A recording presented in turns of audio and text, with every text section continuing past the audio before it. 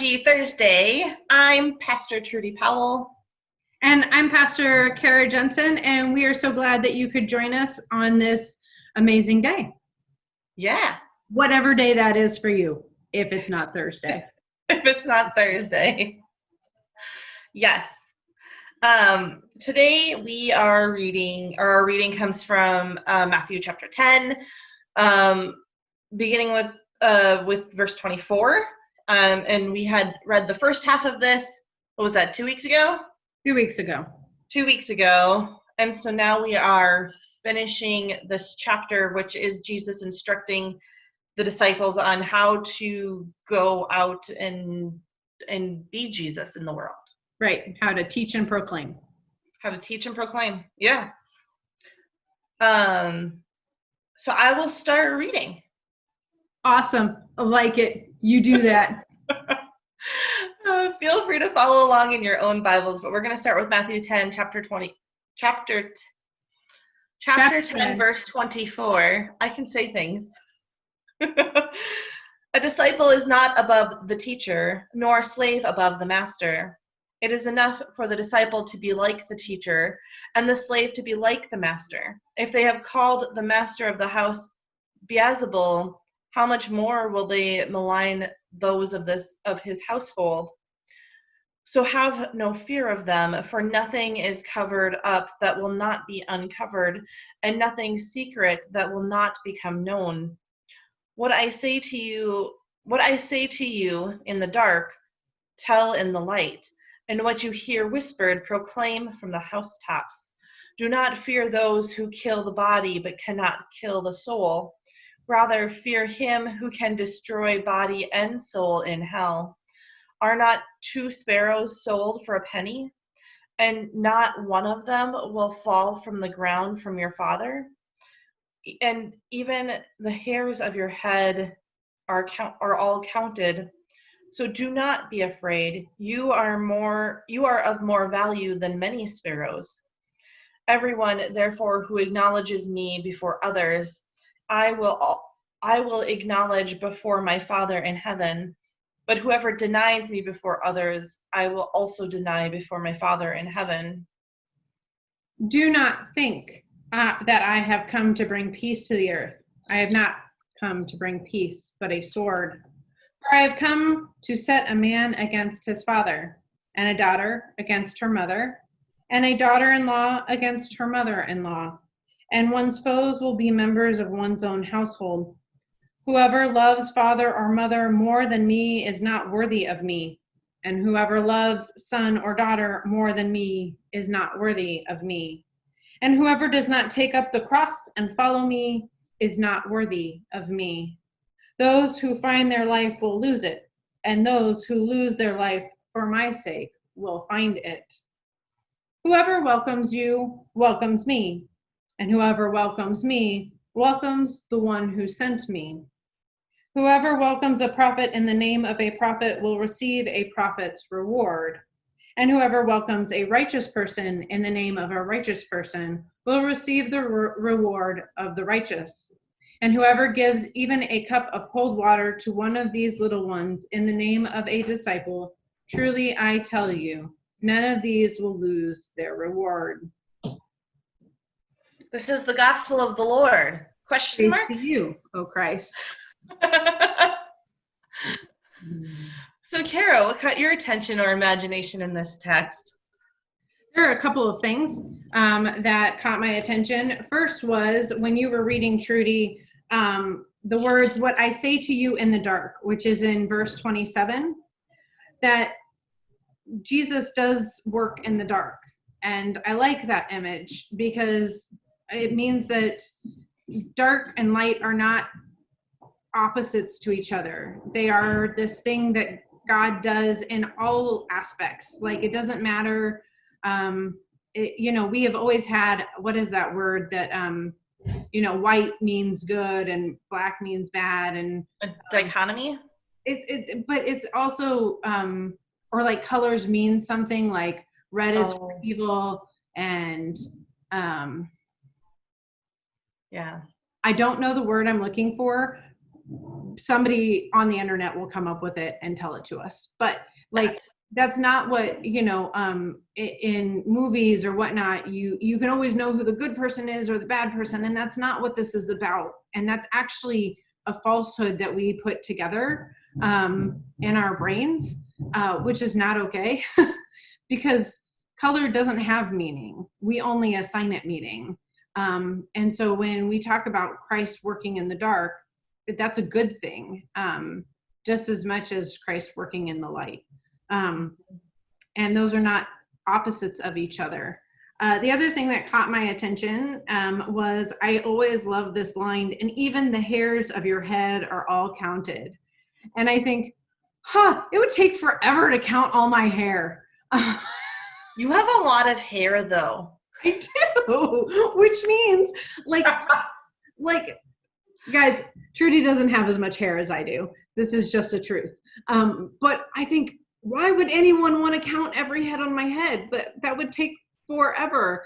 Forever. But that's the point, right? Is you are so much more important. Like, each person on the face of the planet is so important that God knows every hair on your head, which is so cool to think about. And then last, I always struggle with the not peace but a sword, because especially in the culture of Nebraska and Kansas, which I was raised in, we are very much family people. And so to say that I need to love God more than my family members is something that sometimes I struggle with very deeply. And that it is more important for me to do the work that God calls me to than to do the work that my family would like me to do. And that's a hard thing. Like, I don't think that I'm alone in that has at points put a lot of strain on my family. Yeah. We're following my calling to preach and to teach and to be a pastor. It does affect my family. Yeah. A lot. Yeah. A lot more than I would like to give it claim to. Well, and I think that in some ways, all of us who care for other people do not want those people to be hurt. And yet we as people tend to hurt other people. And that happens in the church because we have really strong feelings about one thing or another. And when you're a leader, sometimes it feels really personal, even if it's not. So I think that one of the ways in which my family gets really frustrated is it's not easy to be a leader, and anyone in any situation, in a business situation, but when you're dealing with the emotions of people, it gets even more hard because, somebody will get angry because of something different in their life, and I'm a safe place for them to get angry. And I know that Trudy has experienced that. And then the other one that's just classic is holidays. I don't want to admit to how much we argue over holidays, but I've also seen, people who feel it's their calling to be a garbage person and that makes their family really upset because they're not working to better themselves or becoming white collar versus blue collar, So this isn't just a pastor thing. This is for any of our callings our vocations that God fills for us. And we remember in this particular passage, Jesus is trying to help the disciples know what it means to be a disciple. Mm-hmm. And that means that we have to do the hard work. And I don't know who said this first, and I've heard it a number of times, and I think I've even said it in Theology Thursday before, but if the devil comes knocking, you get to tell him, stop, I'm baptized.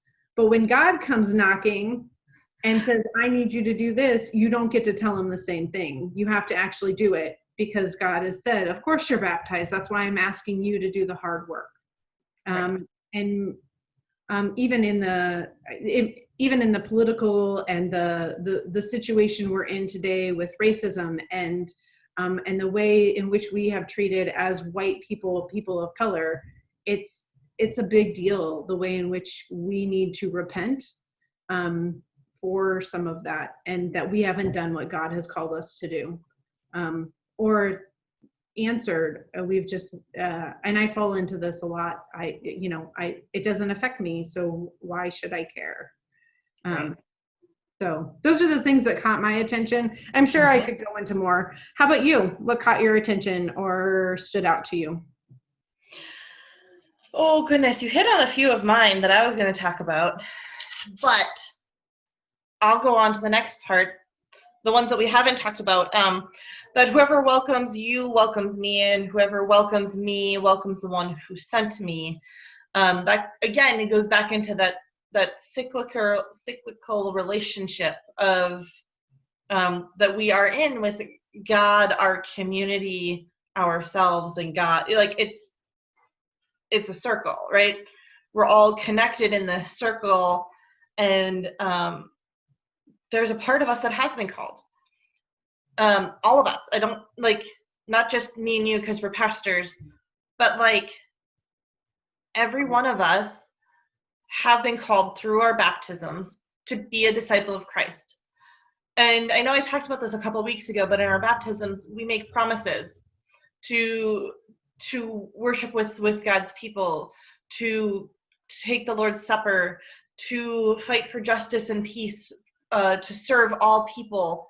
Like, these are things that we say in our baptism. These are things that we say in our confirmation. But we say those things because we are called to be Jesus in the world. And that's what Jesus is telling his disciples here too. If we go back a couple of weeks to when we had the first half of this text, Jesus tells the disciples that they are to proclaim the good news that the kingdom of God has come near, to cure the sick, to raise the dead, to cleanse the lepers, to cast out demons. In chapter 9, Jesus did all of those things. Yep. And so we are called to be Jesus.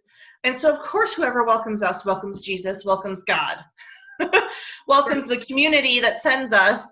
Well, like, it's this circular relationship. And it's kind of scary to be called to be Jesus in this world. Right. And I think that touches back again on the family point. Right. Right. I also think that you brought this up, that it's not only us that is making promises in our baptismal, but it's the whole community. And one of the things I know that, I don't know why this is, but we almost sometimes can think about an individual aspect of it better than we can think about how we operate as an entire community, and how our communities then are just apathetic, because we'll be like, well, it's the individual's responsibility to take care of it. But it's not all of ours. Right. It's not the individual who is to take care of it. It's the entire community. And you as a part of that community. So even when you do one thing that's really great, that means you're doing it for the whole community.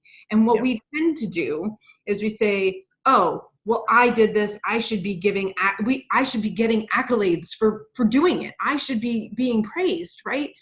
No, you're a part of the community. And because you're a part of the community, what you've done is no better than what anybody else isn't doing. And I don't think that we often think about that aspect of it, right? I think that's why Jesus starts with it. You don't need to be better than the teacher, and the slave doesn't need to be better than this. This is not about being the best. No, it's about doing what you should be doing what God has called you to do. And what God has called us to do is to heal people and be with people who are sick. And I know that for myself, that gets really hard, because usually the people who need God the most are not the people I agree with. Right. Well, and I think especially like right now, it's really hard to be present because we physically can't in some ways. We especially can't be present with the sick, because we could get sick and pass it on to our communities. And so it's like this weird thing that we're called to do. And I think it gets harder in a pandemic, but I don't think that that's an excuse not to. There's other ways of of caring and of loving. And I'm seeing it in our communities, like the new ways that we have found to reach out to one another are astonishing, honestly. We never thought that this is what ministry or being a disciple would have ever have looked like. Right. And then COVID-19 happened, and we're doing community different. We are worshiping different. We are being present for one another differently. Yeah. I mean, look at even us now. We're on Zoom, meeting from my office in your dining room, and we're able to share the good news of Christ this way and to proclaim the kingdom of God in a whole new way that we hadn't done before. Mm-hmm. And what's cool about that is all of you out there who watch this can comment in the comment section or talk about it, or then bring it to your own families. I also want to touch on the fear aspect, because Jesus talks about whom to fear in this. And I think one of the things that's very real right now, not only in the pandemic, but in protesting and rioting and racism, and there is a reality about what kind of fear is being propagated, not only by news outlets, but by each other, by what we tend to fear. And God says, do not fear those who kill the body but cannot kill the soul. Rather fear him who can destroy both soul and body in hell. God's talking to us about who we're to fear and what fear looks like. And that's important for us to remember, because we often let fear control how we do things. And in a good way in some ways, and in a bad way in other ways. Mm-hmm. And both of those ways have been very prevalent right now, right? Good ways to fear, right? I don't want to get everyone sick, so I'm going to wear a mask. That's a good thing to fear. Right. Not a good thing to fear. I'm royally upset about the way in which people are talking about racism right now, and I'm scared, so I'm just not going to be a part of it. Two different types of fear, but still a prevalent part of what we're experiencing right now and how it controls and works within us. Right. So, yeah. Well, and I think that the world will always provide, you should fear this because of this. But that reminder that, what does it always say in the small catechism? You are to fear and love the Lord above all else. Right. What does this mean? You are to fear and love the Lord your God with all your heart, with all your soul, and with all your mind. Yeah. Not that I think that there's an awe aspect in fear, as well as I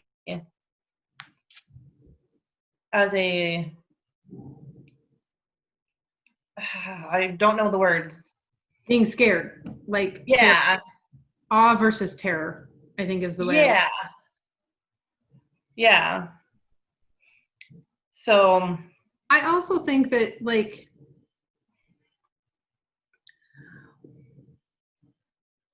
I don't think we should have terror in the face of God, but I do think there is a reality in recognizing who God is and what God does in the world, and why Christ says to us that the most important person or thing or entity that we are to respond to is God, who is working in the world, which is why we put God and what God calls us to do above our family. What the world is asking us to do.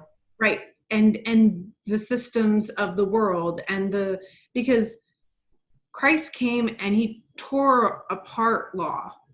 Now, he didn't abolish it, because law is important, and he didn't get rid of it because, again, rules are a thing in which helps our community, but he did dismantle it in a way so that those who are being oppressed weren't continuing to be oppressed.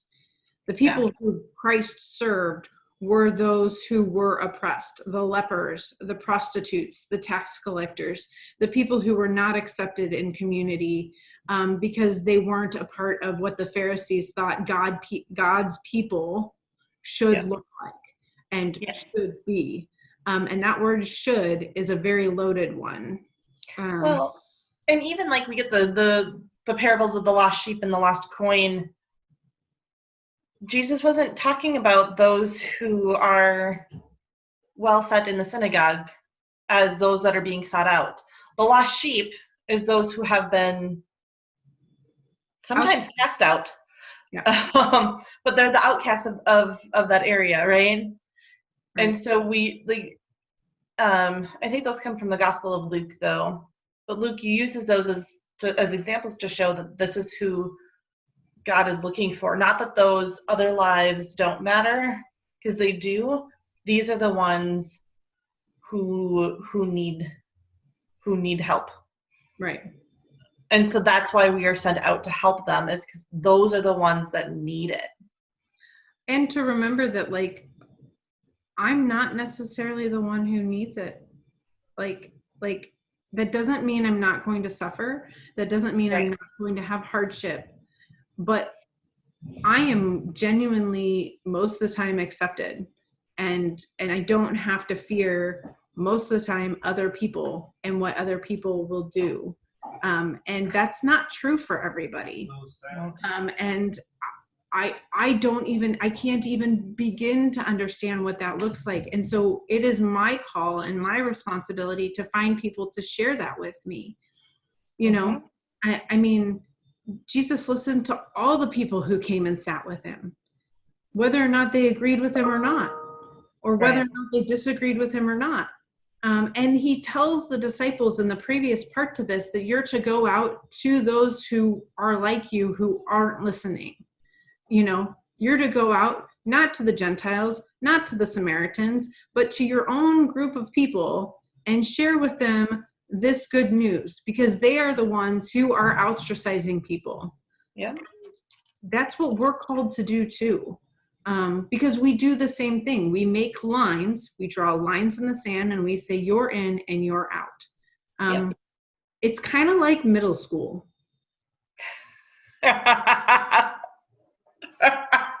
It is. It is. I'm not disagreeing with you.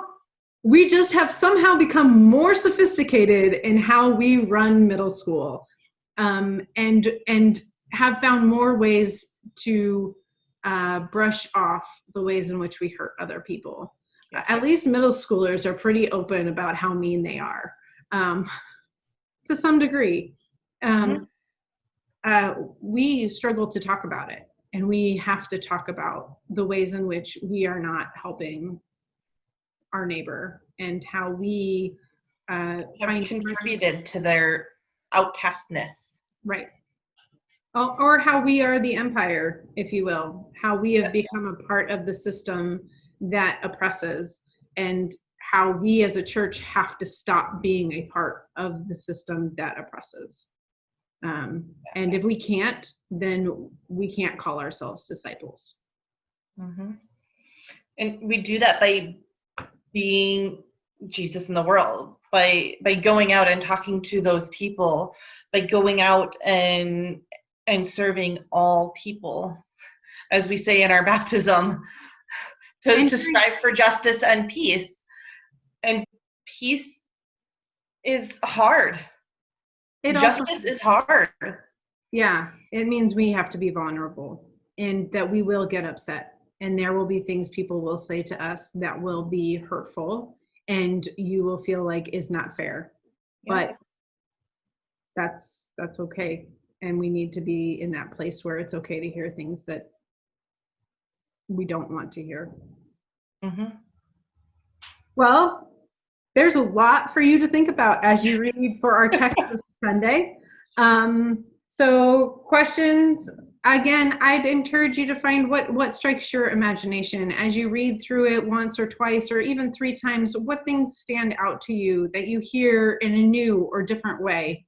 And how does that speak to the time we're living in, both during COVID and Black Lives Matter and caring for people of color and immigration and the things that need systematic change in our country.